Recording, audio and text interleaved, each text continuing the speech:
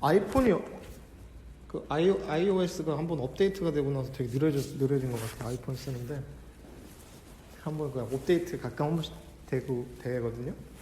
최근에 업데이트 했더니 핸드폰이 좀 시원찮아진 것 같아요. 명절 때 어떻게 잘 지내셨어요? 어머니들의 시름이 깊어지는 시기가 아니길 바랍니다. 저도 명절 때 잘 보냈어요.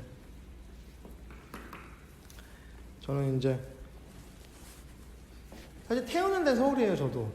근데 이제 저희 부모님 고향이 충청도 충북 지역 분들이라서 저도 이제 태어나기만 서울에서 태어나고 아기 때는 그냥 바로 이사를 가가지고 청주에서 중고등학교를 다 졸업해서 고향 하면 청주를 제가 고향이라 생각해요. 청주 들어보셨어요? 가본 적 있어요? 가본 적은 없어요. 그렇죠. 가본 적 있으세요? 네, 자주 가요. 아, 그러세요? 인연이 동생 거기 살고 있어요. 아, 적은 동네가 아니네. 나는 청주 잘 모르셔가지고 물어보. 청주 아세요? 청주 잘 모르시고 곡성이라는 동네는 영화 곡성 나오기 전까지 몰랐어요. 사실 미안하지만 그 동네 분들한테 미안하지만 곡성이라는 동네 몰랐는데 청주가 이제 저희 뭐 고향이죠. 어쨌든 거기서 다 중고등학교를 나왔으니까. 그리고 제가 이제 명상이라는 걸 처음 만난 것도 청주에서 이제 명상이라는 걸 처음 만나게 되었었습니다. 뭐 진도 나가는 거 중요한 건 아니니까. 인간의 의식작용이라는 게 그러니까 우리가 아까 마음이 챙긴다. 우리가 마음 챙김이라는 말 요즘 많이 쓰거든요. 명상하는데 마음 챙김하세요. 뭐 이렇게 해서 마인드풀리스라고 영어로 마인드풀리스, 그러니까 마인드풀한 상태다. 그래서 이걸 이제 번역할 때 처음에 이게 사띠란 용어예요. 원래 인도 그 빨리어는 사띠, S-A-T-I. 사띠가 뭐냐면 말 그대로 그 마음을 챙긴다는데 마음이 챙긴다. 마음이 뭘 챙겨? 대상을 챙긴다. 제가 지금 저기 좀 쿠션을 바라보고 있을 때 뭐가 바라보냐? 눈이 바라보지만 눈의 작용 이면에는 그 눈으로 하여금 시키게 하는 어떤 대상이 있다는 거죠. 이제 그걸 마음이라고 이제 표현 퉁쳐서 그래서 내가 저 대상을 충분히 바라보고 인지하는 상태는 이제 마인드풀한 상태다. 그래서 요즘에는 그냥 서양 사람들은 그냥 명상, 메디테이션이라는 말도 쓰는데 그냥 마인드풀리스라고 한대요. 명상을 그냥 보통 명사로 마인드풀리스 한다고 하더라고요. 그래서 이제 그걸 사띠란 말이 원래 인도 말인데 그걸 옮길 때 이제 그건 영어로 번역할 때 이제 마인드풀리스라는 말을 쓰기로 했는데 마인드풀한 상태다. 마음, 의식의 작용이 꽉 차 있는 상태다. 이렇게 충만한 상태다. 뭐 이런 식으로 표현을 하나 봐요. 근데 이제 그걸 우리말로 옮길 때 되게 처음에 한 20년, 30년 전에 사띠라는 말을 어떻게 번역하느냐가 되게 논쟁이었대요. 근데 사실 이 명상계에서는 되게 중요한, 명상계는 되게 중요한 사안이었어요. 어떻게, 명상이란 말이 우리가 흔히, 명상 그러잖아요. 명자가 어두울 명자를 써요. 그래서 어두울 명자에다가 옆에다가 눈목자 변이 들어가는 것도 있고 어떤 명상은 그냥 눈목자 없이 어두울 명만 쓰는 것도 있고 눈목자를 넣어서 명상, 상은 이제 우리가 이미지, 이 서로 상자에 마음심자 들어간 걸 명상 그렇게 얘기하거든요. 그래서 왜 어둡냐 하니까 제가 생각을 해보는데 왜 명상이라 할 때 어두울 명자를 쓰나 돼? 눈 감고 있으면 어두우니까 그런 게 아닐까 하는 생각도 해보고 그래서 이제 또 아니면 이제 뭐 외부 경계를 뭐 차단한다 뭐 이렇게 아마 번역을 했던 것 같아요. 근데 이제 메디테이션은 또 어원이 메디가 우리가 그 메디컬 그 의학 할 때 이제 메디컬 그러니까 치료한다는 의미에도 있대요. 그게 마음을 치료한다 또는 마음을 통해서 몸이 함께 전인적으로 나아진다는 의미도 있나 봐요. 그래서 이제 메디테이션과 메디컬이나 메디신 이런 거, 약 이런 것들도 같은 어원이라고 해요. 근데 이제 어쨌든 근데 그걸 마음 챙김이라는 용어로 번역을 했는데 이게 제일 많이 써요. 챙김, 아니면 주의 집중 이런 말도 쓰는데 주의 집중은 좀 딱딱한 느낌이 있어요. 주의 집중하니까 집중해, 주의해야지 이렇게 하니까 약간 지적받는 느낌도 있고 하는데 우리도 원불교에서도 주의심 챙긴다 이런 말 많이 쓰거든요. 근데 이제 마음 챙김이란 용어로 지금은 정착이 됐는데 이게 아주 되게 잘된 번역이에요. 되게 마음 챙김 그러니까 되게 막 종교적 느낌도 안 들고 또 뭐라고 해야 돼 이렇게 뭐 약간 철학적 느낌도 덜하고 용어 자체가 되게 가볍잖아요. 마음 잘 챙기세요 이렇게 하는데 근데 마음을 챙기세요라는 게 틀렸다는 얘기죠. 마음이 챙깁니다. 뭐를? 대상을 챙깁니다. 대상을 챙깁니다. 우리가 눈, 귀, 코, 혀, 몸, 마음으로 뭔가를 그러니까 눈, 귀, 코, 혀, 몸으로 대상을 대상과 접촉하게 되잖아요. 그랬을 때 눈, 귀, 코, 혀, 몸의 이면에 있는 어떤 인지적인 작용으로서의 마음이라고 한다면 마음이 챙기는 게 맞는 거예요. 마음을 챙기는 게 아니라. 왜냐하면 마음은 보이지도 않고 보이지도 않고 잡을 수도 없고 형상으로 어떻게 설명할 수 없기 때문에 마음은 그냥 디폴트 값이에요. 있는 거다. 마음은 있는 거다. 근데 그 작용으로서 대상을 보는 거죠. 제가 좋아하는 책 중에 그 약간 심리 치료 책인데 제목이 너무 좋아요. 마음에서 빠져나와 삶으로 들어가라 이런 책이 있어요. 우리가 수행하는 사람들은 되게 요즘에는 그런 얘기 안 하는데 마음이 어디 있어요? 마음이 어디 있어요? 하면은 여기 어딘가 있는 것 같아. 이 밖이 아니야. 마음 어디 있어요? 저기 있어요. 흥석동 어디 있어요? 몇 번지 있어요가 아니라 완전 이렇게 시선도 이쪽 어디? 왠지 이렇게 내면으로 가기 쉬운데 뭐 틀렸다고 볼 수는 없어요. 근데 우리는 그러니까 명상하는 사람들 특히 이런 거 좋아하는 분들이 마음에 갇혀 있는 경우가 있어요. 마음에 갇혀 있어요. 표현이 좀 이해되세요? 자기 마음에 갇혀 있어요. 그럼 그렇게 되면 뭐가 돼요? 밖을 못 보잖아요. 밖을 못 봐요. 남이야 죽든 말든 뭐 되게 이기적일 수 있어요. 명상하는 사람들의 일견 되게 이기적으로 보일 수 있어요. 왜? 뇌가 안에 갇혀 있으니까 외면을 못 봐. 그래서 되게 명상 좋아하는 분들 되게 선량하고 착하고 수행 좋아하는 분들, 선 좋아하는 분들 되게 선량해 보이고 되게 뭐 좀 따뜻해 보고 그럴 것 같은데 되게 냉정하고 이기적으로 보이는 경우가 있거든요. 많이 있어요, 사실은. 왜 그래요? 여기 갇혀 있으니까. 마음이라는 게 여기 안에만 있다고 생각하니까 그러니까요. 대상으로 마음이 챙길 수가 없는 거예요. 아까 밖에 소리 많이 들렸어요? 밖에서 왁자지껄하는 소리, 사람들 지나가는 소리, 뭐 떠드는 소리 들렸죠? 들려야 돼요. 저는 그렇게 얘기를 해요. 마음이 들려야 돼요. 저게 소리가 다 잘 들려야 돼요. 뭐 음식을 하면 음식 냄새가 잘 맡아져야 되고, 뭐 떠드는 소리면 떠드는 소리가 다 잘 들려야 돼요. 왜? 마음은 안팎이 없잖아요. 저기서 어떤 소리나 이런 것들이 나타날 때, 지금 이제 음식 같은 걸 한다면 이제 음식 냄새 날 때, 그게 다 들려지고 맡아지고 느껴져야 돼요. 감각에서 그게 인지가 돼야 돼요. 근데 나는 명상에 깊은 어떤 침잠에 있어서 그런 게 있는지도 몰랐다. 좀 그러면 저는 조금 그거는 현대적인 관점에서 마인드풀리스한 상태는 아니라고 조각났다? 아니면 좀 일방적인 어떤 명상의 상태다라고 설명할 수밖에 없어요. 왜 그런가 하니 오늘 무슨 얘기를 할 거냐면은 사막을 병진하는 공부법이라는 이제 구절이 있거든요. 이게 사막이 뭐냐면요. 수리남 드라마 봤어요? 나 연휴 때 다 봤어요. 요즘에 넷플릭스에 수리남이라고 하는 저기가 있어요. 황정민이랑 뭐 이런 사람들 나오는, 하정우 나오는, 처음 들어보신 것 같은 표정. 아, 그래요? 넷플릭스 저 이제 보는데 연휴 동안에 봤어요? 그런 게 있는지 알죠? 거기 이제 삼합이 나와서 홍탁 삼합이 나와가지고 얘기하는 거예요. 제가 삼합이 뭐냐면요. 세 가지 그 스터디, 공부한다는 세 가지 공부하는 거 되게 강조해요. 원불교에서는요. 이제 이건 뭐 교리 내용이긴 한데 정신을 수양하고 사리를 연구하고 작업을 취사한다는 게 되게 원불교에서 중요한 가치인데 이게 불교에서 똑같이 개정해라고 해요. 개가 뭐냐면 계율. 뭐 예를 들어서 살생을 하지 마라, 거짓말을 하지 마라, 뭐 이런 것들 있죠. 뭐 험한 말을 하지 말라 이런 것들은 계문이죠. 근데 왜 그런 거 아니 명상을 할 때 우리가 그 명상뿐만 아니라 우리 옛날에 기도 같은 거 하면 이렇게 심신을 제기하죠. 옛날에 보면은 아마 지금은 별로 그런 문화가 없는데 우리 옛날에 원불교 교당에 할머니 교도님 아주 돌아가신 이제 다 돌아가신 옛날 어른들 중에 소복 입고 교당 나가는 분들 많았대요. 흰 한복 왜 깨끗하게 입는 거예요. 그러니까 내가 몸과 마음을 단정하게 하고 이렇게 특히 지금도 이제 경상도 쪽에 이제 불심이 깊으니까 왜 절에 가기 전에는 목욕 막 싹 하고 아침에 새벽 기도 갈 때 우리 교도님도 새벽 기도 나오실 때 목욕 싹 하고 이렇게 단정하게 이렇게 머리도 빗고 뭐 이렇게 다 뭐 어찌 보면 그게 되게 에티켓일 수도 있고 그러면서 이제 기도하러 간다는 거죠. 이제 그런 식으로 계율을 잘 지키는 건 사실 명상에도 도움이 되죠. 막 살생하고 와가지고 앉아서 명상이 되겠어요? 상식적으로?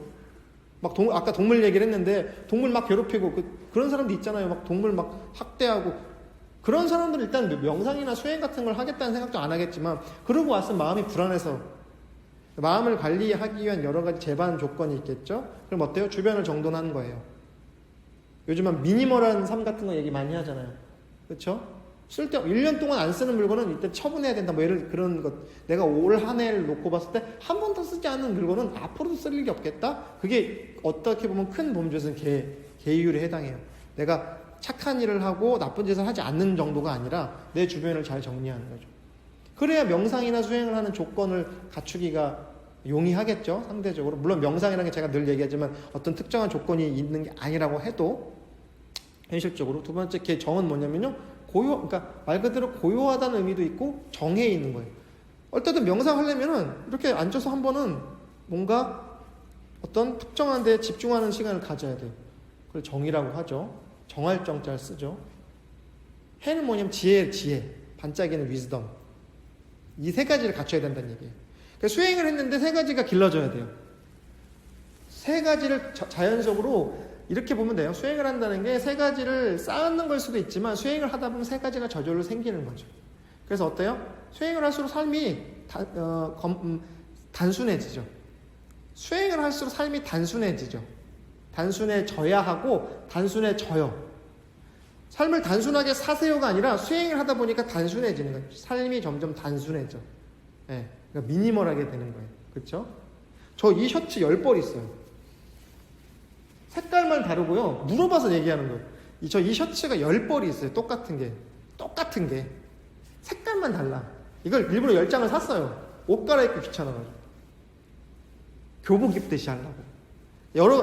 물론 저는 원불교 교무니까 이게 그 정복이라서 셔츠가 있어요. 여기 회색 띠가 달려있는 셔츠가 있는데, 이제 지금 뭐 여름 이제 다 지나가지만, 좀, 그걸 24시간 입고 있을 수는 없잖아요. 이렇게 수행을 하거나 이럴 때는 좀 그냥 셔츠를 입어야 돼서, 이게 그냥 인터넷에서 10장을 그냥 샀어요.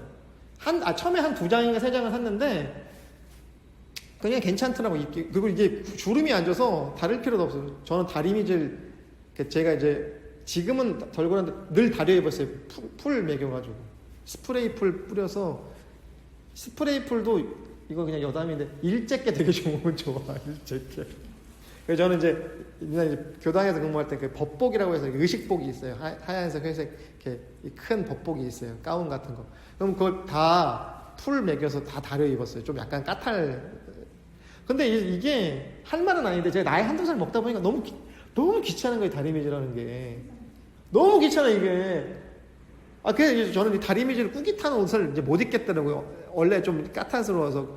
근데 늘 또 이걸 다리려니까 너무 힘든데, 이건 그냥 세탁기에 넣어서 탁탁 털어서 하면 안 구겨지는 거여서 너무 잘 됐다. 그리고 되게 싸요.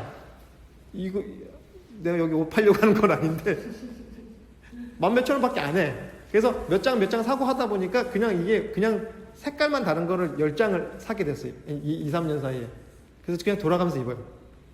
사람들이 똑같은 옷 입었다 생각하는데 아니에요. 저 되게 옷 자주 갈아입습니다. 이렇게 왜 그래서 스티브 잡스가 폴라티, 청바지에 까만색 폴라티죠? 목티. 그게 몇십 벌 있었대요. 똑같은 걸 계속 갈아입는 거예요. 그게 되게 유명한 디자이너가 했다고 하던데 확실한 건 모르겠지만 어쨌든. 그래서 제가 이렇게 뭔가를 이렇게 좀 단순한 삶이 되더라고요, 점점. 뭐 수행을 해서 그런지 원래 성격이 그렇게 생겨 먹었는지 모르겠지만 점점 단순한 걸 찾아가게 돼요.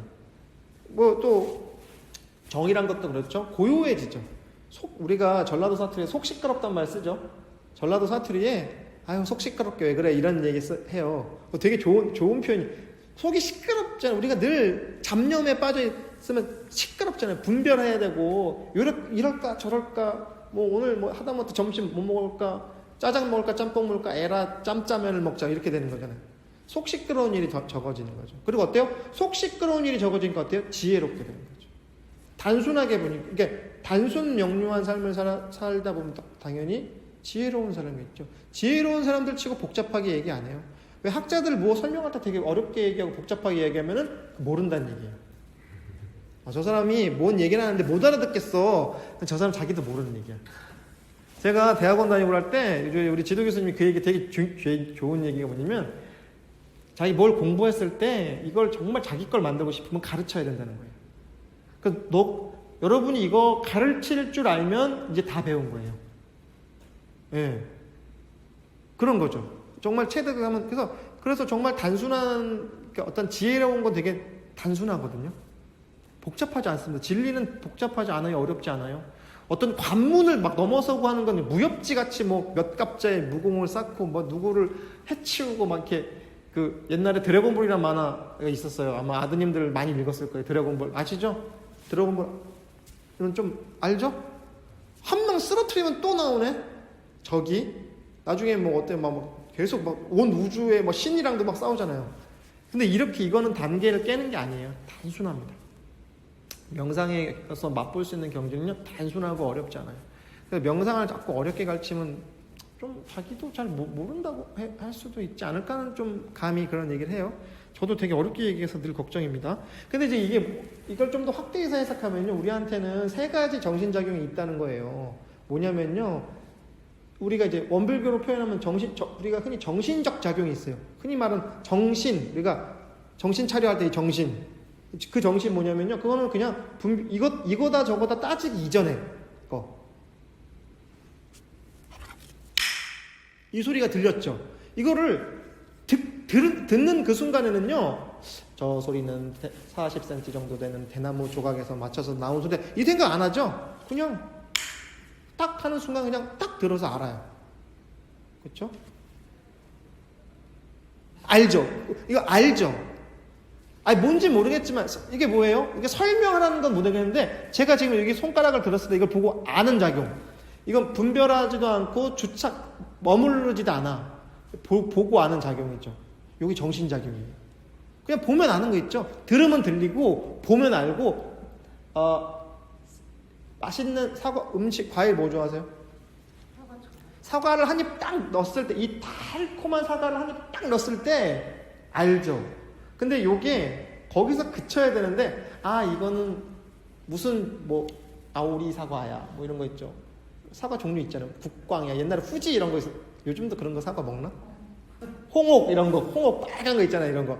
이런 거 나타나기 이전 상태. 달다. 요 상태. 달다도 사실 아니야. 달다도 틀렸어. 달다까지 갈 것도 없어. 그냥 아는 거 있죠. 요거 한 입 딱 베어 물었을 때 과즙이 터졌을 때 그 느낌. 이거 아는 거죠. 우리가 눈, 귀, 코, 혀, 몸, 마음으로 하니까. 요거를 할 때 듣는 게 요거는 분별도 일어나기 이전에, 주착도 일어나기 전에 그거 아는 거. 이게 정신작용이라고 하고요. 사리는 뭐냐면요. 우리가 알고 나서 이제는 세상이, 그러니까 빅뱅 폭발하고 나서 우주가 그 어떤 별들이 착 흩어지면서 이렇게 뭐 생성됐다 뭐 이런 천문학에서 이런 얘기를 하는데 12이해 같은 게 이제 생기기 시작하죠. 아오리구나, 홍옥이구나 하는 게 이제 그 다음 파트에서 이제 이런 것들이 벌어지는 거죠. 소리가 딱 났을 때 딱 소리네 아니면 왜 쳤지? 저게 무슨 소리지? 저걸 왜 쳤을까? 딱 소리는 별로 듣기 싫은데 좀 이거 아까 여기 뭐 벨소리 나듯이 저런 소리를 바꾸면 어떨까? 이렇게 C, B가 생기죠. 좋고 그름 나한테 유리야. 그러니까 여기 나를 중심으로 좋은 거 나쁜 거 옳은 거 틀린 거. 한국 사람들은 옳고 그름 되게 따지죠. C, B에 되게 따지잖아요. 그래서 우리나라의 사람들이 우리 한국 사람들이 되게 까탈스럽고 되게 눈이 높아요. 그러니까 어때요? 마술 같은 거 하면은 외국은 마술을 즐기죠. 이렇게 마술을 즐기는 저놈이 어디서 저걸 숨기나? 내가 꼭 찾아내겠다. 한국 사람이 그런 거 되게 강해요.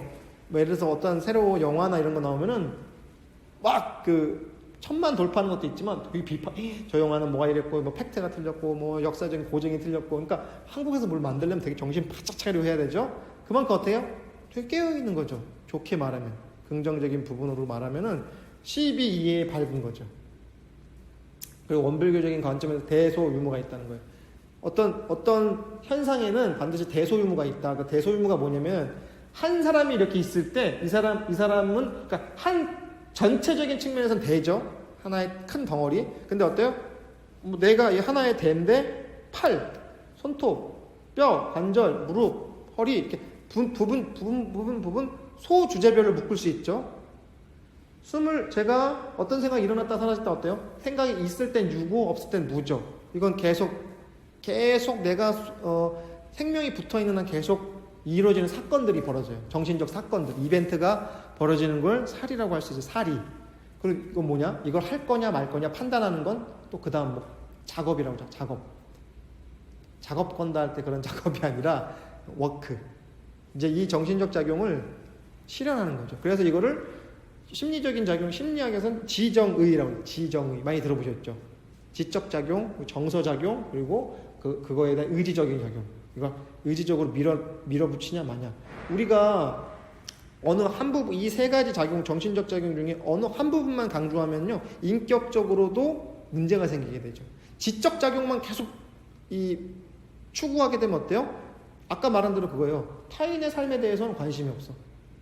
저놈이 밥을 먹었는지 굶었는지, 뭐 슬픈 일이 있는지 기쁜 일이 있는지 모르겠다.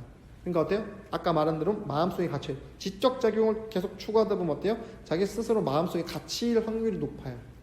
네. 그러니까 이기적이라는 게 남한테 피해를 줘서 이기적이 아니라 집밖에 모르니까 이기적이라는 거예요. 이기적이라는 게 남한테 피해를 주고 막 괴롭히고 하는 거는 그게 아니에요. 집비 몰라. 사투리 집비 모르는 상태가 이기적인 상황인 거죠. 그러니까 외부 사람들이 어찌 되든 말든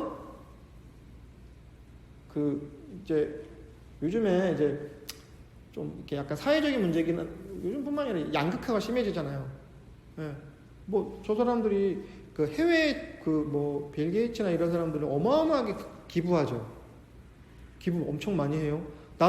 주윤발도 나 죽으면 전 재산 다 그 사회에 헌납한다 이런 얘기 하잖아요. 근데 사실 역설적으로 저 사람들이 봤을 때는 우리 같으면 야 미쳤어 저거 내 자식 저 자식들 다 주고 해야지. 근데 사실 한 사회가 돌아가기 위한 구성 요건 중에 하나라면은 나만 잘 먹고 잘 살면 결국은 나만 잘 먹고 잘 살지 못하게 되죠. 한 사회의 구성 요소가 무너지게 됐을 때 고독하다는 말 쓰잖아요. 고독. 아나만 고독해. 그런 거 느끼세요? 고독해? 그런 거 느껴요? 고독하다? 같이 눈가가 촉촉해지는. 근데 이제 고독이라는 게 사실 이게 원래 무슨 뜻이냐면요. 고독이 과부 호라비 고아. 고독한 사람들이라 했어요. 옛날에 고독이란 말이 되게 오래된 말이거든요. 과부 호라비 고아. 그래서 조선왕조 실록 같은 데 보면요. 이런 사람들을, 이제 이 고독한 사람들한테 국가가, 그래서 과부한테는 이제 뭐, 이렇게, 이제 호랍이나 과부한테는 이제 새롭게 출발할 수 있는 뭐, 이렇게 인연을 맺어준다거나, 고아들은 걷어먹인다거나, 구휼한다 하잖아요.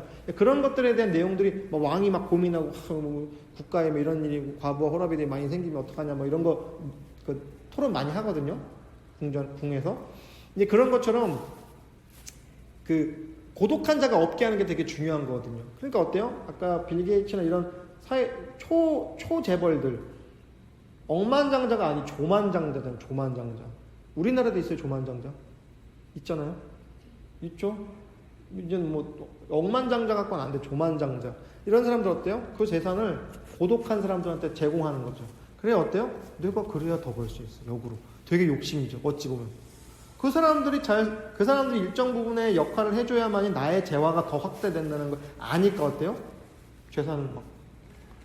빌 게이츠는 지금 빌 게이츠가 만든 재단에서 지원해주지 않으면은 아프리카 어린이들이 빌 게이츠랑 그 부인 이름 들어간 무슨 재단이 있대요.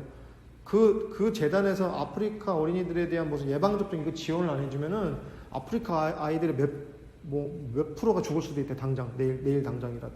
그러니까 어마어마한 일을 하고 있는 거예요, 사실은. 그래서 저는 옛날에 돈 많은 사람 되게 별로 안 좋아했거든요. 뭐 삼성 이건 이런 사람들. 근데 저도 그것도 편협한 생각. 저도 그 사람들은 왜냐면 복은 복대로 짓는 거니까. 예, 그만큼 공급하고 베푸는 것도 중요한 어떤 사회적 책무이기 때문에. 근데 명상을 하면 그런 사회적 책무에 눈을 뜨게 되는 거죠. 예. 제 자랑을 좀 하자면 저는 한 5군데 정도 후원해주고 있어요. 많이는 못해. 제가 뭐 돈을 버는 직업이 아니니까 이 원불교 교무가 제가 5군데 하다 보니까 오지랖이 생겨서 몇 군데 더 올해 생겨서 2군데를 더 AR에서 해주는 게 있어요. 저기 뭐 외부 뭐 이렇게 이런 저기 시민단체 같은데 한 5개 정도 하더라고요.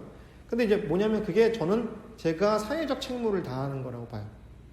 내가 직접 못 해줘도 적어도 내가 버는 거에 몇 프로 정도는 한 10% 정도, 그럼 대충 금액을 따지니까 10%까지는 안 되고 한 5%에서 7% 정도는 제가 버는 거에서 세상을 위해서 이렇게 전하는 것 같아요. 스스로 되게 장하고 뿌듯하다 생각해요. 왜? 말로 맨날 명상하세요. 마음을 밝히세요. 뭐 이렇게 마음을 챙기세요. 이렇게 얘기했는데 사회적 책무에 대해서는 근데 왜 명상을 합니까? 사회적 책무를 실행하기 위해서. 그리고 사회적 책무를 자각하기 위해서. 그러다 보니까 어때요? 지정의 선박지에서 지적작용만 흐르지 않게끔 늘 균형 갖춘 명상을 해야 되는 거죠. 아까 앞서서 시작하기 전에 엘리자베스 여왕 얘기하면서 애도에 대한 얘기를 했잖아요. 이제 두 번째 작용이죠. 정서작용. 정서. 우리가 정서적인 부분 되게 도외시하기 쉬워요. 옛날보단 많이 나아졌는데 저 어렸을 때만 해도 사내 새끼가 뭐 그런 거 가지고 그래. 이런 얘기 많이 있어요. 감정 억압하는 거죠. 왜 슬픈 영화를 보면 눈물 흘릴 수 있잖아요. 아름다운 예술작품 보면 막 소설책 같은 거 보면 감수성 예민한 사춘기 때 막 이렇게 울컥하는 감정들 느낄 때 있잖아요. 영화를 보거나 뭐 어떤 뭐 소설을 보거나. 근데 우리는 그때 당시만 해도 남자가 사내 놈이 뭐 그런 거 이렇게 되게 억압해요. 또 여성들은 어땠어요? 여자가 조심해야지. 네. 이것도 분별, 남녀 가르는 분별들. 이런 것들에 의해서 정서적인 작용을 되게 무시다. 애기가 사내 녀석이 인형 갖고 놀면은 그런 인형 갖고 놀면 안 돼. 장난감 칼을 쥐어주는 약간 이렇게 좀 거칠었던 그런 경험 안 해봤어요? 사내 녀석의 대답을 똑바로 해야지. 이런 거. 이런 식으로. 예. 그게 어때요? 상대방의 정서에 대한 배려 같은 거 되게 각박했죠. 그리고 사람이 하다못해 누가 죽었을 때도 집안에 어떤 그렇게 피치 못할 사정을 유명을 달리한 분이 있을 때 충분히 애도해주지 못하는 거예요. 충분히 슬퍼해주지 못해요. 그래서 이 명상이라는 걸 했는데 사람이 점점 목석 같아지고 이런 게 아니라고. 감정이 풍부해지는 거예요. 그러니까 그 풍부한 감정을 잘 활용할 줄 아는 거예요. 흥이 많다 하자. 요즘 뭐 흥이 많다. 스우파 같은 거 나만 맨날 TV 보나 봐. 맨날 TV 얘기해. 뭔지 알아요? 수우파를 몰라? 스트리트 우먼 파이터를 모른단 말이에요? 춤추는 그 댄서들, 여성 댄서들이 나만 알아요?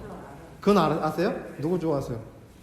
거기 나오는 잘 모르겠어요. 나만 봐. TV 나만 보나 봐. 근데 예를 들어 그런 것들 있죠. 그런 어떤 그런 걸 보고 있으면 제가 그런 생각이 들어요. 인간의 몸이 정말 놀랍구나. 저렇게 몸으로도 저렇게 저도 되게 이렇게 몸이 되게 뻣뻣하거든요. 운동하고 그래도 되게 춤 같은 거 전혀 또 우리가 정서적으로 뭐 춤추고 하면 옛날에 그런 거 되게 막 이렇게 터부시했잖아요. 몸을 막 이렇게 드러내고 하는 건데 그 댄서들이 춤을 추는 게 너무 황홀하게 멋있는 거예요. 어떻게 인간의 몸을 가지고 저런 걸 구현할 수 있을까? 근데 예전에 저 같았으면 되게 억압을 했을 건데 제가 명상법 중에 꽤 오래돼서 한 20여 년 전에 이제 오쇼 라지니시라고는 인도의 명상가가 있었거든요. 되게 유명한, 지금 돌아가셨는데 약간 문제적인 인물입니다. 어쨌든. 근데 이제 그분이 다양한 명상법 중에 쿤달린이나 다이나믹 명상이라서 쉽게 말하면 막 춤추기 하는 명상이 있어요.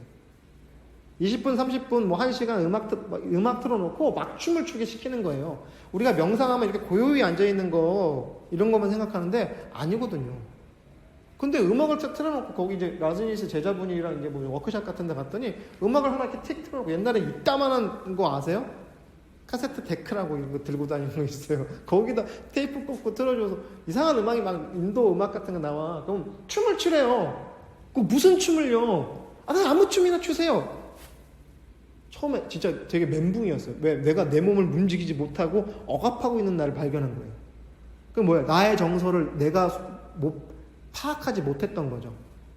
그게 한두 번 하다 보니까 막 추는 거야. 아무 동작. 그러니까 이게 춤을 배우는 게 아니거든요. 내가 내재되어 있던 억압되어 있던 감정들을 해소하는 거예요. 정서를 해소하는 작업이죠. 그런 동적인 명상을 통해서. 한 번, 두 번 하니까 되대요. 막 추게 됐어요. 처음에는 창피해가지고, 예? 한 번이 어렵지. 두 번, 세 번이 쉬워. 되게 필요해요.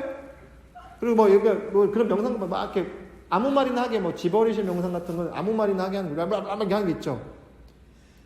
그렇게 하는 거, 진짜 아무 의미 없는 옹알이 같은 소리 내게 하는 거예요. 그러니까 방언이란 건 좀 다른 게, 왜냐면 이거는 방언은 내가 의도하지 않았는데 오는 거라면 그냥 자기가 그냥 막 하는 거야. 이렇게 하는 거야, 일부러. 왜? 그냥 의미 없는 말을, 왜? 우리는 어떤 말을 할 때 의미를 담아서 해야 된다는 거에 그런 어떤 고정된 어떤 습에 갇혀 있는데 그것도 해방시켜 주는 거죠. 그런 건 요즘은 많이 하나? 저기 뭐 동사섭 같은 데 가도 그런 거 하더라고. 집어리시 명상이라고. 하는 거 하고 나면 되게 후련해요. 속이 후련해요. 근데 뭐 일시적으로라도 후련해요. 어쨌든. 예를 들어 어쨌든 중요한 거 뭐냐면 내가 그렇게 정서를 소외시켜 놓은 거죠. 제가 명상을 이렇게 명상을 이제 하면서 그런 거에 대해서 이제 교육을 받고 좀 하나 두 개씩 파악이 되니까, 되게 중요한 작업이네. 애도하는 거 있죠. 세차 뽑을 때 우리나라 사람은 뭐 해요? 고사 지내죠. 전 되게 옛날에는 돼지머리 놓고 고사 지내면 정말 되게 쓸데없다. 어떻게 저 차한테 절으려고 돼지머리 갖다 놓고 하냐. 근데 지금은 생각이 바뀌었어요. 그건 되게 중요한 리추얼이잖아요. 요즘 리추얼이라는 단어 많이 쓰거든요. 그건 되게 중요한 리추얼이겠구나. 자기만의 의례 되게 중요한 거예요. 예를 들어서 집에 애기 낳으면 금줄 같은 거 둘러. 지금은 안 하잖아요. 본 적 있어요? 금줄 같은 거 둘러요. 지금은 없어요. 그런 거 이제 거의 아파트 살고 하니까. 근데 옛날에 금줄을 둘렀어요. 새끼줄에다 숯이랑 뭐 고추 같은 거 넣어서 애기 태어났을 때. 근데 그거를 미신이 아니라 그게 리추얼이죠. 새로운 생명을 맞이하는 작업으로서 되게 훌륭한 거. 국어 같은 거 걸어놓는 거, 실에다가 국어 같은 거 걸어놓는 거, 이사하는 그런 거. 그리고 저희 콧줄에 이렇게 해서 걸어놓는 거 있죠. 이걸 갖다 놓으면 돈을 번다, 이런 걸 떠나서, 새로운 집에 들어가는 어떤 새로운 공간을 맞이한 나만의 리추얼은 리추얼적인 관점에서 보면 되게 중요한 작업이겠구나. 제 사례는 하나 말씀을 드리면요. 제가 군대 생활했을 때 자꾸 옛날 사람 얘기 같죠. 워크맨 썼잖아요. 워크맨 썼죠? 그렇게 나이 차이 많이 나랑 안 나. 민호 씨도. 군대 있을 때 낙이 없잖아요. 제가 전방에서 근무를 했는데 정말 할 게 별로 없어요. TV도 하루 이틀이지. TV도 뭐 근무 시간에 못 보잖아요. 그러니까 워크맨 음악 듣는 게 되게 낙인 거예요. 늘 워크맨 꽂고 있다가 제가 가지고 있는 게 그게 이제 고장이 났어요. 그 워크맨 이제 좀 짬밥이 좀 차서 늘 워크맨 뒤에 꽂고 음악 듣는 거, 그냥 뭐 유행가 듣는 거지. 엄청 대단한 거 듣는 거 아니라. 오늘 이제 고장이 나서 이제 AS 센터를 이제 휴가를 나가서 AS 센터에 갔더니 부품이 단종이 돼서 이제는 그걸 못 고친다는 거예요. 너무 속상한 거예요. 왜냐면 제가 고등학생 때부터 자주 다녔던 워크맨이었거든요. 되게 귀하게, 워크맨 되게 비쌌거든요. 몇십만 원 했거든요, 그거. 네, 비쌌어요. 이제 그거를 가지고, 근데 고장이 나서 더 이상 고치지 못하는 게 되게 슬펐어요. 뒷산에 묻어주고 일주일 동안 기도해줬어요. 뒷산에 야전삽으로 구덩이를 파가지고 워크맨을 묻어주고 일주일 동안 기도했어요. 그 얘기를 하는 사람들이 다 좀 이상하게, 약간 좀 또라이인가 뭐 이렇게 얘기했거든요. 근데 저는 지금 왜 그러냐면, 한 4, 5년 정도 들고 다녔던 내가 애착했던 기계를 떠나보내는 시간이었어요. 저한테는. 그래서 하다못해 그렇게 그러니까 그 물건을 추모하는 게 아니라 그 물건과 함께 나눴던 추억을 보내는 거죠. 저는 지금도 그래서 그러니까 오래 썼던 물건들 버릴 때 이렇게 좀 이렇게 한 번씩 이렇게 우리 묵상 신고를 올려요. 이렇게 한번 이렇게 갖고 그동안 수고했다. 새로운 재활용에서 새로 태어나서 또 뭐 다른 인연을 이렇게 짧게라도 해요. 제가 몇 년 전 차를 뽑았을 때 고산을 못 지내주고 막걸리 사서 밖에다 뿌려줬어요. 예를 들어 이런 식 과하지 않은 정도 나의 리추얼, 나만의 리추얼 있죠. 이건 심리치료 기법에서 쓰는 게 있어요. 그런 식으로 어떤 리추얼을 담는 것, 또는 뭔가 망자나 이별했던 사람들과 떠나는 애도의 시간 갖는 거. 집안에 돌아가신 분들 있죠. 우리 원불교나 불교나 천도제 지내거든요. 불교 같은 이제 뭐 불교 몇백만 원씩 뭐 몇백만 원 왜 굿 같은 거 하잖아요. 굿 해본 적은 없죠. 저도 제가 굿을 해본 적은 없는데 그게 관심 이제 보는 것이 이제 옛날에는 굿 같은 거 많이 하니까. 근데 대략 한 1,000만 원 정도 들어요. 대충. 근데 1,000만 원 정도 들어요. 왜냐 굿을 하면은 거기 이제 악사들 오잖아요. 출연료를 줘야 되잖아요. 출연료 쉽게 말해서. 그분들도 전문적인 예술인들인데 가수 하나 공연 같은 거 할 때 무명 가수들 불러도 몇백 줘야 됩니다. 근데 그분들 하루 종일 공연하잖아. 그리고 그 음식들도 되게 많이 차리잖아요. 1,000만 원 적은 돈 아니냐. 왜 무당도 굿할 때 와 저 1,000만 원 뭐 몇천만 원 하면 되게 와 저거 사기다 그러는데 아니야. 출연료 주고 거기다 음식 차리고 하려면 그거 사실은 그렇게 과다 측정된 거 아니야. 근데 그런 정도 과한 리추얼이 아니라 우리 원불교에서 돌아가신 분들 천도제 많이 지내주거든요. 저는 사람들이 이거 하면 천도 되냐 막 물어봐요. 이거 하면 부모님 돌아가실 때 천도제 지내주면 부모님이 좋은 대로 천도 받으세요. 제가 그래요. 나는 아직 저분들이 새로운 좋은 몸과 마음으로 새롭게 태어나는 것까지 모르겠는데 그 의식을 통해서 내가 위로받을 수 있으면은 돌아가신 분들한테도 좋은 도움이 될 거라고 본다. 왜냐면 남은 자들이 돌아가신 분이 남은 자가 자기 때문에 절망하고 괴로워하고 이러길 바라겠냐. 기쁘게 서로 기쁜 안녕을 하는 걸 바라겠냐. 나는 후자라고 본다. 근데 이 의식, 이 리추얼을 통해서 여러분이 위로받을 수 있으면 난 돌아가신 분도 충분히 위로받을 수 있다고 본다. 이렇게 설명해요. 그래서 저는 그런 의식, 어떤 과하게 막 무슨 사이비 종교들 막 뭐 전재산 갖다 바쳐라 이런 좀 허황된 수준이 아니라 내가 내 소득 범위에서 해줄 수 있는 그런 충분한 리추얼을 애도 작업으로 되게 좋은 작업이라고 봐요. 사실은 뒷산에다가 워크맨 묻는 거랑은 또 다른 차원의 애도 작업이라고 봐요. 그게 정서적 작용의 한 측면이죠. 기쁨도 충분히 기뻐할 줄 알고 슬픔도 충분히 슬퍼할 줄 알고 행복할 때 충분히 행복 느낄 줄 아는 거. 의심하지 않는 거. 내가 이렇게 행복해도 돼? 이런 소리 안 하는 거. 그런 것들이 갖춰지고 나서 어때? 의지작용이. 이거를 밀어붙일 수 있는 의지력이 필요하잖아요. 명상이 하루 이틀 하고 지속 가능한 작용. 인간 정신의 지속 가능함. 한두 번 하고 마는 게 아니라 지속적으로 할 수 있는 거. 이거 인간만이 할 수 있어요. 동물이 지속적으로 뭔가 하지 않아요. 그러니까 상대적으로 지속적으로 먹고 싸고 말고 어떤 정신적 작용을 지속적으로 하지 않습니다. 인간이 지속 가능한 정신작용을 하게 돼요. 공부, 명상은요 10년 해야 돼요. 민호 씨 10년 할 수 있겠어요? 저렇게 자신감 있게. 중간에 슬럼프 와요. 수행을 하다 보면요, 명상을 하다 보면요, 이게 그래프로 그리면요, 이렇게 한 만큼 올라가지 않습니다.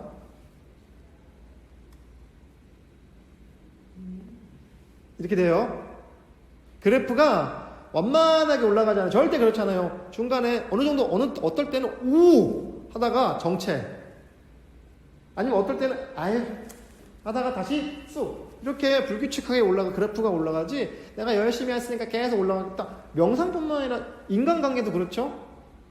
인간관계도 그렇잖아요. 사랑도 그때 처음 불타올랐을 때 쭉 올라갔다 어때요? 정체, 권태.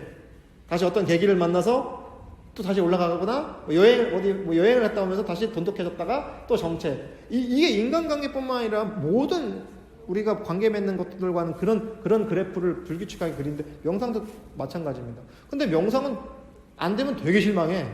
아니 다른 건 안 그런가? 다 그렇지. 슬럼프 빠지죠. 근데 그 슬럼프인 줄 알고 다시 챙기는 게 의지적 작용이잖아요. 뭐 의지를 쓰는 거예요. 뭔가를 끌어올리는, 우리가 에너지를 끌어올려야 되는 거예요. 끌어올릴 수 있죠? 그렇죠? 아침마다 끌어올리니까 출근하는 거 아니에요? 아닙니까? 그거를 포기했을 때는 저 오늘까지만 일하고 그만두겠습니다. 이렇게 되는 거죠. 근데 우리 인간의 어떤 항상성이 있으니까 어때요? 균형을 맞추기 위한 거. 넘치지도 않고 부족하지 않은 그 어떤 일정한 선을 가지고 가는 것. 그 인간의 의지적 작용들. 이게 되게 중요한데 우리가 여기서 배우는 사막을 병진한다는 게 우리가 일반식으로 하면 지정의를 갖춰 나가는 균형 있게 갖춘다는 거예요. 근데 이 명상이라는 게 사실은 그 지정의가 되게 삼박자가 원불교로 얘기하면 수양연구치사가 딱 무르익은 게 이 명상이라는 정신적 작용, 그 트레이닝이에요. 마음은 치유되지 않습니다. 우리가 마음을 치유한다 이런 요즘에는 그런 용어 많이 쓰는데 마음은 치유되지 않아요. 왜? 마음은 고장나지 않으니까요. 마음이 아파. 아니라니까요. 마음이 어디 있어서 마음이 아파. 그 제가 계속 달마대사가 그 얘기한 거 아픈 마음 가져와라. 내가 고쳐줄게. 달마대사에 이거 있잖아요. 달마대사를 찾아간 해가가 팔을 잘라가지고 왜 그 중국 소림사 영화 보면 한쪽 팔로 인사하는 게 왜 그러냐면 이유가 있어요. 해가 대사가 자기 팔을 잘랐어요. 달마대사를 찾아가서 달마대사라고 하는 인도에서 온 고승이 왔다 하니까 해가라고 하는 스님이 그 달마대사를 만나러 갔어요. 달마대사 면벽 수행을 하고 있어요. 벽을 보고 참선했어. 이게 하고 있어요. 벽을 보고. 그러니까 한겨울에 뒤에서 거기 지금 소림사에 뭐 달마동이라고 뭐 이렇게 그게 뭐 역사적인 근거는 없는 것 같아. 저도 옛날에 배낭여행 가봤는데 어쨌든 한겨울에 눈이 소복히 쌓였는데 눈을 막고 있는데도 안 만나주는 거야. 달마대사가 그냥 돌아서서 참선하고 있으니까 해가대사가 안 만나주고 자기 이걸 안 해주니까 계속 뒤에서 이렇게 앉아서 기다릴 때 무릎 꿇고 앉아서 이 눈밭에. 그러니까 저놈이 며칠을 저러고 있으니까 저놈 봐라. 너 왜 왔냐? 그러니까 너 왜 왔어? 그러니까 이 현묘한 가르침 진리를 좀 얻기 위해서 왔습니다. 근데 네가 그렇게 그 정도의 그런 어떤 태도로 나 이거 줄 수 없다. 그러니까 이제 옛날에 스님들이 호신용으로 칼을 많이 들고 다녔나 봐요. 중국이 워낙 넓고 막 이렇게 그 공권력이 다 미치지를 못하니까 그러니까 가지고 있던 칼을 이렇게 탁 해서 이렇게 받쳤답니다. 전설 같긴 한데 한쪽 팔뚝을 이렇게 딱 올렸대요. 그랬더니 이렇게 보다가 돌아 앉아서 그 정도면 너 가상하다. 네 뜻을 알겠다. 근데 사실 상상해보세요. 눈밭에 팔뚝을 잘랐더니 피가 쫙. 절에 가면 그런 벽화들 그려져 있어요. 그걸 이제 해가의 담비고사 그래요. 담비 팔뚝을 자른 고사라고 옛날 얘기. 받쳤더니 한쪽 팔 이렇게 했더니 그래서 묻고 싶은 게 뭐냐? 네가 뭐가 궁금하냐? 제 마음이 불편합니다. 제 마음을 편안하게 해주십시오. 네 불편한 마음 가져와라. 그럼 내가 편안하게 해줄게.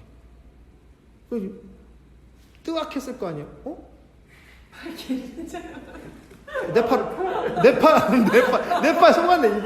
근데 그 정도 해가 대사는 그건 아니었고 마음을 가져와라. 내가 네 마음을 안심시켜 줄게. 마음이 어딨지? 못 찾는 거예요. 마음을 찾을 수 없습니다. 이렇게 얘기했더니 이제 달마대사 한 번 더 얘기를 하죠. 내가 이제 네 마음을 안심시켜 줬다. 마음이 없으니까 마음이 없는데 어디 상처를 받아? 그 상처받았다는 생각을 하고 있는 거야. 나 상처받았어. 상처받았다는 생각을 하고 있는 거지. 엄밀히 따지면 마음이 어디 있길래 상처를 받냐고. 그래서 우리가 마음이 상처 안 받는다니까. 우리 마음이라는 건 상처받는 것도 아니고 그러니까 치유받을 필요도 없어요. 이미 완전하다니까. 내가 계속 얘기하죠. 이미 마음이라는 건 퍼펙트하고 완전하게 갖춰져 있고 거기에 뭐 불성이든 어떤 근원적인 질든 다 갖춰져 있으니까 이미 빈틈없고 빠짐없이 100% 완벽하게 있기 때문에 거기다 어떤 조작을 하는 게 아니라고요.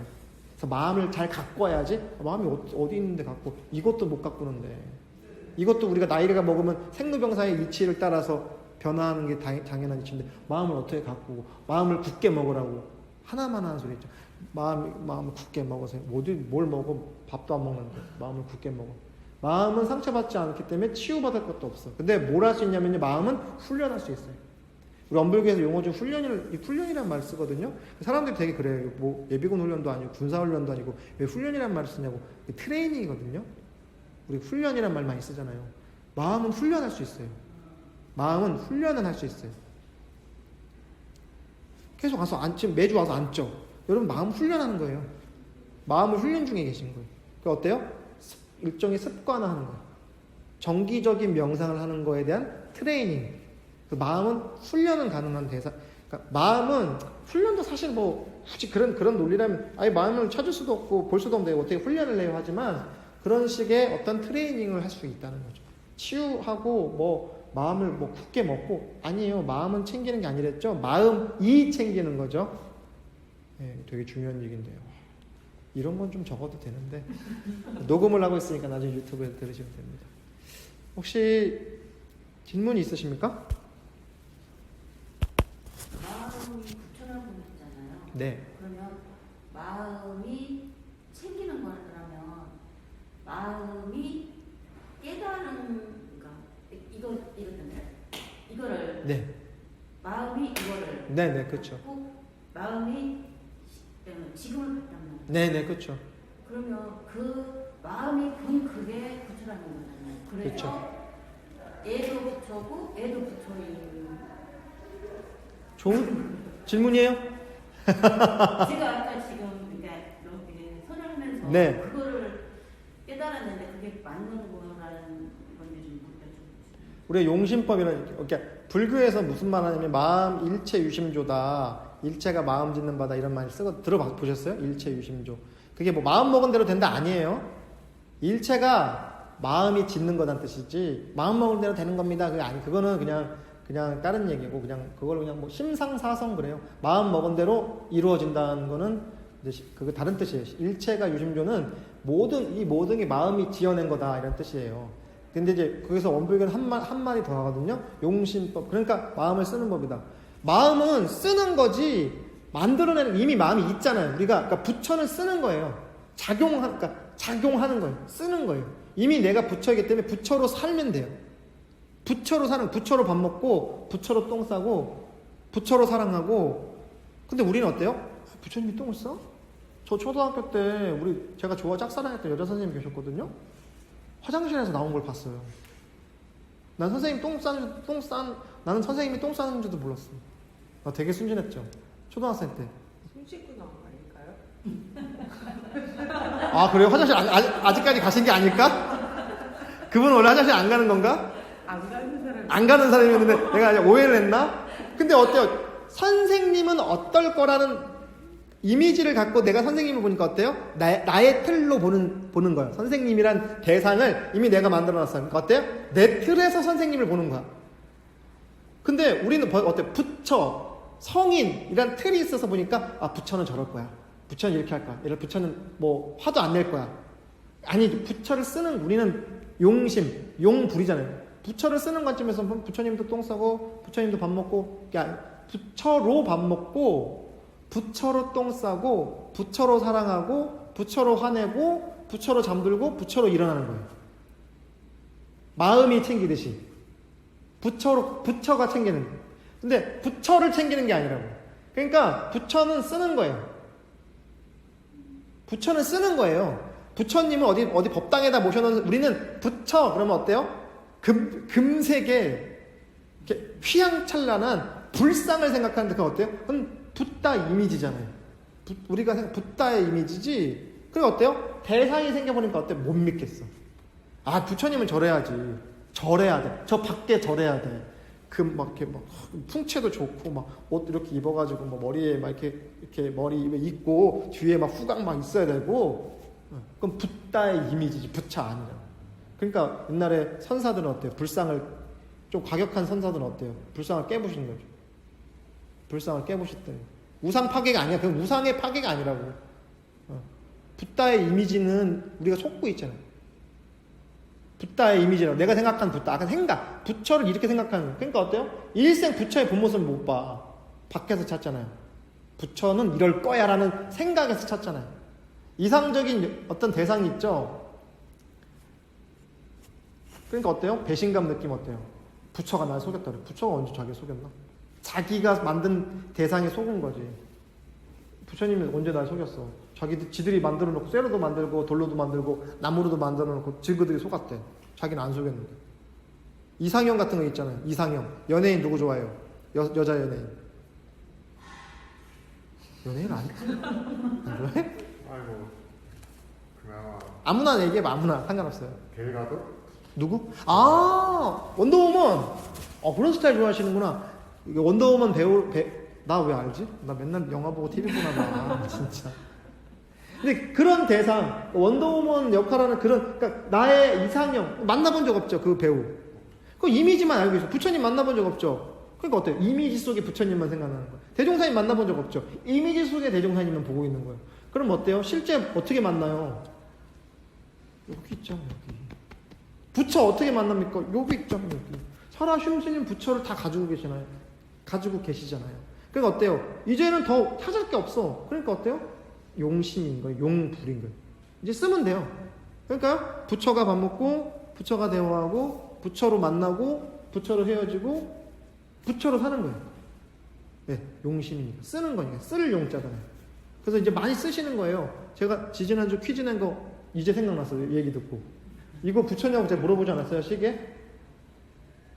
이게 시계가 부처라고 어때요? 용시계 해야 될까? 용시계. 이걸 어떻게 부처인지 넌센스 퀴즈예요. 너무 심각해지지 마세요. 이걸 어떻게 부처라고 할 겁니까? 저한테 물어보세요. 청타원 저한테 물어보세요. 12시 22분입니다. 이 시계 부처님을 쓰는 법은 이게 시계가 부처님이죠. 그러니까 어때요? 우리는 시계 부처님 이미지니까 이게 부처님이라고? 그럼 어떻게 불단에다 이렇게 놔야 되나? 불단에다 모셔놓고 이렇게 절해야 되나? 그 부처 이미지에 속았잖아요.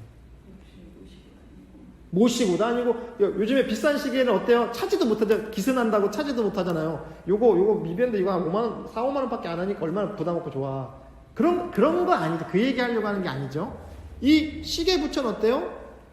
12시 23분 시계 부처님. 족비 부처님은 어떻게 모시죠? 윤민우 부처님은 어떻게 모시죠? 안녕하세요. 야, 안녕하세요. 점심 드셨어요?